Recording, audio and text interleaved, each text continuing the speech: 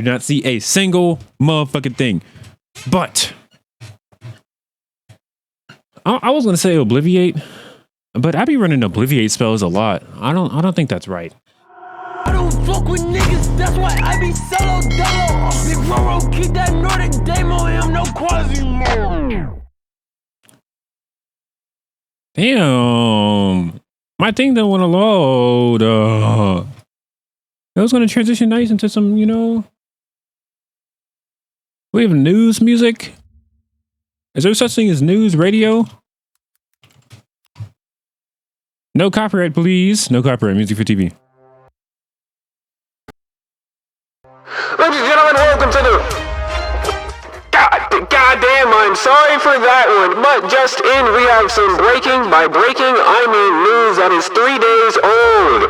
We have just in, a mother finds her lost child after a 40-year-old search. She was always there.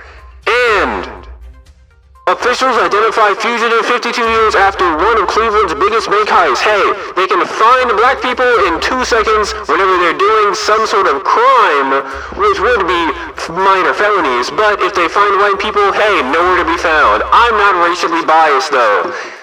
But in other news, there is no other news. Back to you. I know you're not supposed to hate anymore. What is that again? What is that again?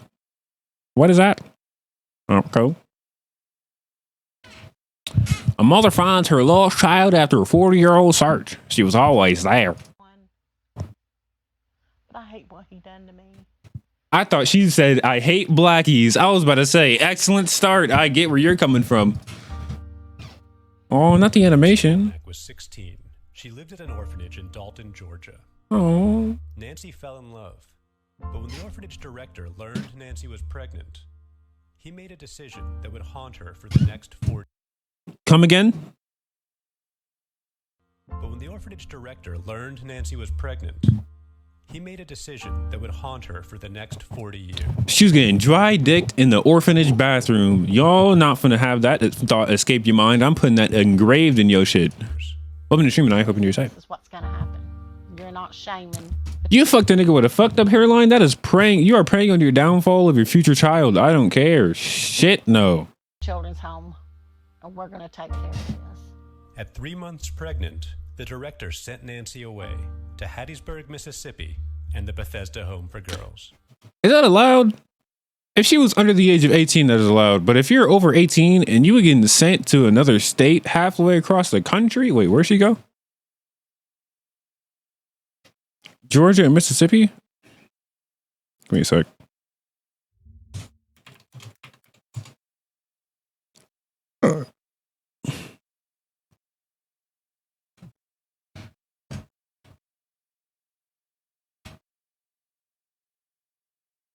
Okay, Georgia's right there. Oh, it's only a state away. You're gonna be alright. Any reason to fucking cry about it? Mississippi and the Bethesda Home for Girls.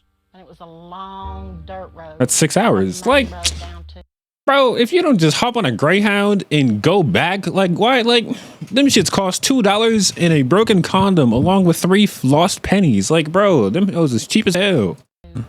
Hop on a fucking Greyhound. At the time I thought it was the longest dirt road in the world. And then it opens up to this long white building. What? It was like a nightmare. That what? You don't know about that what? Stolen. I was born in Dalton, Georgia. My grandparents raised me up until I was about 9 or 10. They had got sick, and the state had told her either she'd do something with us or the state would take us. They put us in the Dalton Rescue Mission. Hey, let it clean as a bit. You know, cat, you know what I'm saying? Type shit. I had never heard of Bethesda until they sent my sister there. They are wrong for that dress. They should have got that shit tailored. Just woke up one day and she's gone. And the director of the home had told me that that's what she wanted to do, that she would get more spirituality at this home in Bethesda. When I got pregnant, the house parent had found out I was, and he said, pack an overnight bag, you're going to see your sister. Halfway there, he told me what they were going to be doing. They were taking me and leaving me there. The baby would be taken from me. We were on the interstate. I was going to jump out because I wanted this baby. I wanted her. That baby was not living if you were jumping out that car, and neither would you. Oncoming traffic, they do not care. They will continue on with their day. They have 9 to 5s to go to. You have a baby to take care of. Take care of that child. They took her from me. Featuring my cat. For Girls advertised itself as a place where troubled kids would learn discipline through the Word of God. Oh. According to Nancy and other women who lived there when they were young, days at Bethesda started early and consisted of praying, cleaning, and listening to the preaching of national evangelist and founder of the home, Lester Roloff. Damn. Let her run her own institution, but let the Down with the... Y'all get the point. church run it. They had us listening to audio tapes of Lester Roloff day in, day out. Damn. He wasn't praying or listening to the preacher. Why don't I get some Kirk Franklin in there? Get your friendly neighborhood brother Prasta. You know, they be talking excellent word. They'll talk your ear off though. Brainwashing. Yeah, I was getting those vibes. I was thinking of something like that. But that's crazy that things like this exist though. And damn. You were cleaning. I seen one girl refuse. Hey, if there's any foster Joni in here, like real shit though. If there's any foster Joni in here, or if there's any like foster people watching this video right now or anything, and you had to go through stuff like this, I'm sorry I didn't give like a trigger warning. I didn't understand this myself. I thought it was just gonna be like, hey, she had a child, she ran away from the child, but now she found her. I didn't expect us to go down this fucking lane right now. You know, I can't like, was it empathy? I can't feel empathy for it, but I feel sympathy for it, you know? I'm sorry you had to go through that. And damn, I don't know. There's like different topics that are not really talked about, so I can't really speak positivity into it. Like there's more not popular, but there's more not relevant either. What's a good word for it? But there's more prominent, I guess. There's more prominent traumas that people go through. And it's easier to talk about those because it's either I've been through them or I've seen them in my own friend circle or I've seen them in person before. And it's easy to talk about it, but I've never seen like a foster person. I've never like had like a foster child as a friend. So I can't be like, hey, you know, hope you feel this and this and this. And I'm here for you. You know, most I can say is, you know, I'm here for you and I love you. Cause that's like a basic thing I can talk about. To the shower room, beat the holy daylights out of her. Abused and slapped and hit and punched. I guess survival mode kicks in. That's the result of your television program. Say what you please. You can raise all the king you want to raise. Just let me get through this day. That's the South for you. Them niggas is stuck in 30. Them niggas is stuck from like, how long ago was it? The 60s? Them niggas stuck in the 60s.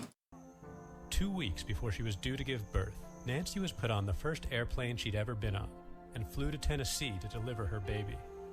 I Oh, remember them putting the IV in me, and I remember I was falling asleep, and I'd pull it out, and they'd put it back in, and they'd just give me a shot and put me out. I don't remember having her. I don't remember them wheeling me into the delivery room. I don't remember nothing. Well, the next morning, the doctor, he come in, and I said, I want to see my little girl. And he said, nah. how'd you know you had a little girl? You weren't supposed to know what you had. Oh. Never forget that. I don't have the words to tell you what it feels like to have your baby stolen from you. To know that you want her. That classic thin ass gold and silver grandma watch. My grandma got 7 of these hoes right now. She probably wearing one of them hoes right now, this instant. And for them to take it because they want the money off of it, there's no words for that. Yikes. And there's always that hole. Especially your first and only child. Mississippi, where Brother Roloff Boy, I trip off a bridge on accident. Don't fucking play with me. Acting like this life shit can't be for me. Like, runs a home for unwed mothers. The district attorney has been looking into charges. He has been selling the girls' babies. in GTA, of course. I've been playing a lot of RP off stream. 74. You know, Twitch, I've been playing a lot of RP off stream. That's what I'm talking about. You know, we be in the Discord playing RP. 5 years before Nancy gave birth. Homes run by the Lester Roloff Ministries in both Mississippi and Texas were coming under scrutiny by local authorities. Brother Roloff denied the charges. I probably shouldn't have watched this video. What is that? He merely tries to place them in good Christian homes. In fact, selling babies wasn't illegal in Mississippi and wouldn't be until 2009. What year was this?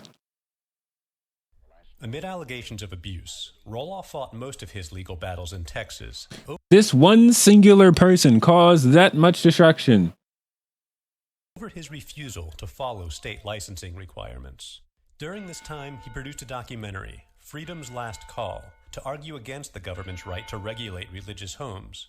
It's an insult to God's work and God's people that support these homes to accuse us of doing irreparable damage to children when we make no charge. And have done nothing but love them and lift them. I don't know if I can finish this video, to be honest. Girls, do you love Jesus?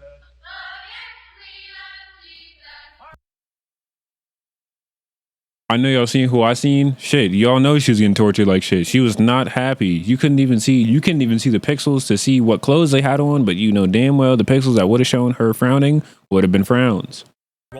Why am I not watching the Spider-Man trailer? I forgot about the Spider-Man trailer.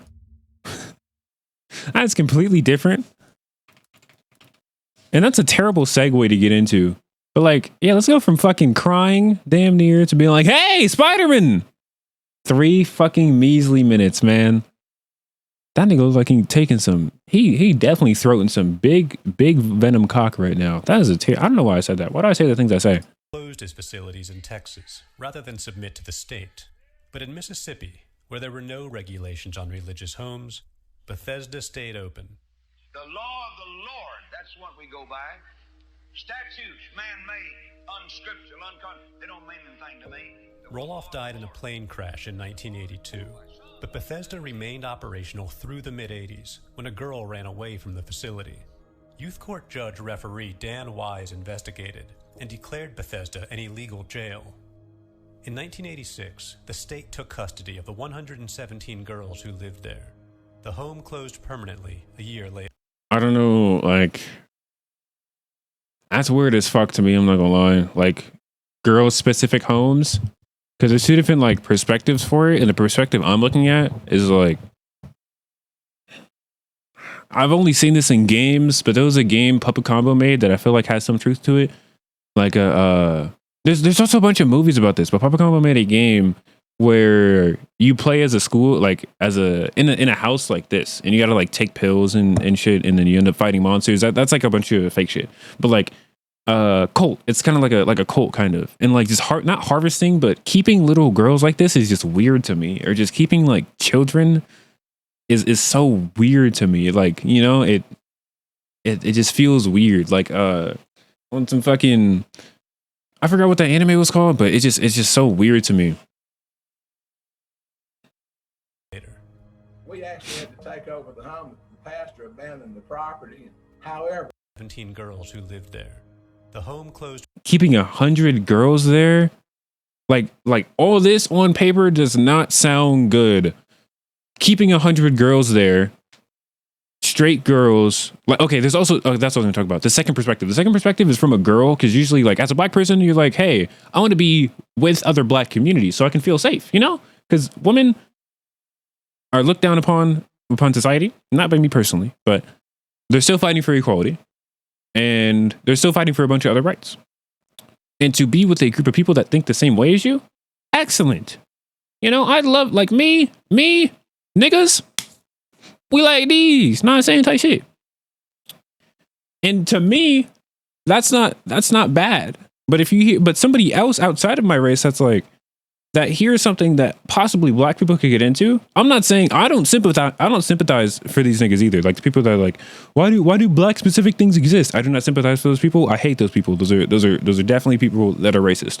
But people outside of my race kind of find it weird that like only black people, because they don't understand that the shit that we go through, and they don't understand like the mentality that some black men have, or some young black women and black men have. Because they see a bunch of like white people in the media, white people just like everywhere, like other like dominating like all spaces that they want to go to, and they don't feel like at home anywhere. They kind of don't feel like at ease. Like you ever be around a certain group of friends, but then you see like your niggas, and you're like, hey, you know what I'm saying? My point kind of went all over the place, but hey, let's continue the video. Permanently a year later. We actually had to take over the home. The pastor abandoned the property. The property. There were all kind of records at the court, and they would bring the girls into Hattiesburg. They would be pregnant, and they would move the girls out to the. That is human trafficking. That's human trafficking, but fucking legal. That is what? Foster home and do the adoption in another jurisdiction. So there's no way to track them down. That nigga was moving babies. He was moving packs, all right. That nigga was moving the bricks. Damn. Bad time. Heard you. I can't finish this video, honestly. I'm sorry about that. We're moving on to the fucking next one. What is the next one? Officers identify fugitive 52 years after. Damn. Sitting around the dinner table, and my father would be like, pass mashed potatoes, and where the hell is Ted Conrad? It was a mystery that... What is the beginning of this video? Can I? This one's only 2 minutes, and I don't think I can get past the first 30 seconds. As a young man, would be sitting around the dinner table, and my father would be like, pass mashed potatoes, and where the hell is Ted Conrad? It was a mystery that perplexed the city of Cleveland and 2 generations of U.S. Marshals. The former Marshal John Elliott, then his son... You being a fucking cop and having this weak-ass fit? That shit trash. My dad just come to the office. Shout out my niggas from Ireland. My Ireland Jolene, you know what I'm saying? That case began on Friday, July 11th, 1969, when a 20-year-old Ted Conrad left his job at Society National Bank like normal, but was actually carrying over $200,000. That nigga has a fucking crimson chin, thick chin ass nigga. It's not the camera angle either. Best believe, because right now he's like these, like the picture, like the camera right here. But then if he goes like this, that fucking chin is going from the middle of the picture to the bottom of it. That nigga chin long as shit. Dollars with him in a paper bag. Then, almost like magic, vanished. He was good at what he did.